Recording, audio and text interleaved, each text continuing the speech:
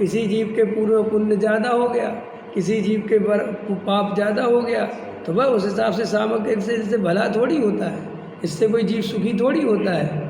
पुण्य के उदय से जीव सुखी दिखता है लेकिन होता नहीं, पाप के उदय से जीव दुखी दिखता है लेकिन वास्तव में उससे होता नहीं, होता तो अपनी मान्यता से। 24 घंटे हमें और आपको जो सुख दुख की अनुभूति हो रही है उसका कारण पर पदार्थ नहीं है, पर पदार्थों के संबंध में हमारी मान्यता जैसी है वैसी हो रही है। आया समझ में कि नहीं? देखो अभी जो प्लेन क्रैश हुआ था उसमें एक घटना घटी थी, उससे आपको पता चलेगा कि क्षण भर में आपका सोचने का तरीका बदला और आप वैसा महसूस करते हो। एक लड़की थी, वो जाम में फंस गई और वो प्लेन तक नहीं पहुंच पाई, 10 मिनट की देर हो गई।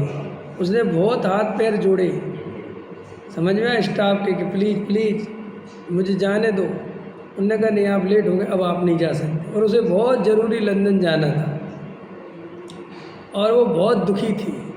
तो वो प्लेन जब उड़ने को हो रहा था तो उस कांच में से, शीशे में से उसका उड़ते हुए वो देख के रो रही थी, समझ में आया, बहुत दुखी थी।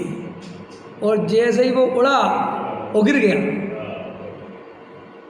तो वो बता रहे थे वो पत्थर की तरह जम गई, एकदम ऐसे ही रह गई वो कि ये क्या हुआ।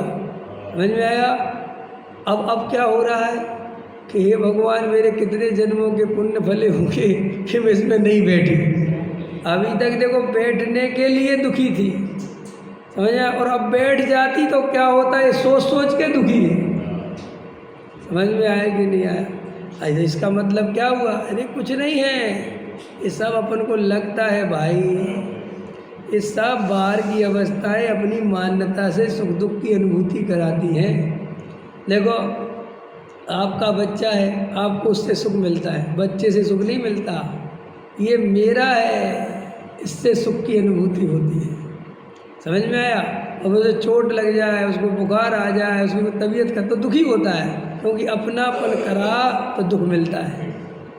और मेरा बच्चा नहीं है, अब तुम्हारा बच्चा है, तुम उसका दुख सुनाते हो, मेरे को कुछ भी नहीं होता, मैं सुनता रहता हूँ। क्यों? क्योंकि मैं उसे अपना नहीं मानता।